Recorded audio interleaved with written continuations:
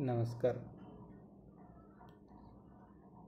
ఈరోజు నాకు ఒక ధ్యాన అనుభవం గురించి చెప్తున్నాను. మీకు అందరికీ నచ్చుతుంది అనుకుంటున్నాను.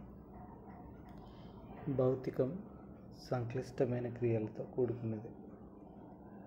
ఒక మనసులో ఎన్నో అసంబద్ధ కర్మలు ఉండడం సహజం. కానీ అదే వివిధ మనసులలో ఈ అసంబద్ధపు సంపూర్ణ క్రియలు మరియు ఉమ్మడి క్రియలు భౌతిక ప్రపంచాన్ని ఇంకా సంక్లిష్టపరుస్తూనే వస్తున్నాయి.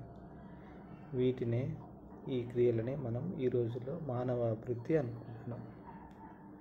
జీవితంలో ఆశయాలు, కోరికలు, విజయాలు, అనుభూతులు మరియు సంతృప్తికర సన్నివేశాలు ఆశించడం తప్పు కాదు. కానీ ఎప్పుడైతే ఈ ఆశయాలు భౌతిక అనవసర నిమిత్తమై చేయదలుచుకుంటే అజ్ఞానమే. ఈ యొక్క ఆశయాల్ని ఆరోగ్యకరమైన అంతఃప్రయాణానికి పనిముట్లుగా మరియు సహాయకాలుగా మార్చుకోవచ్చు. ఇందులోనే మనకు సంక్లిష్ట క్రియారూప ప్రశ్నలకు అనంతాకాశ శాశ్వత క్రియా సమాధానం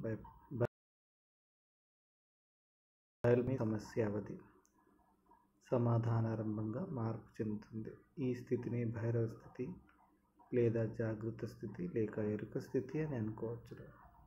ఈ భౌతిక క్రియారూప ఆధ్యాత్మిక క్రియారూప మార్పిడి వలన జీవితంలో సమస్యలు సంక్లిష్టం నుండి సరళంగా వింపబడతాయి.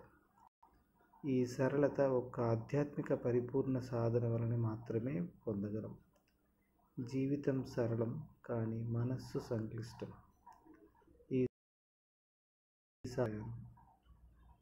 అదే ధ్యానం.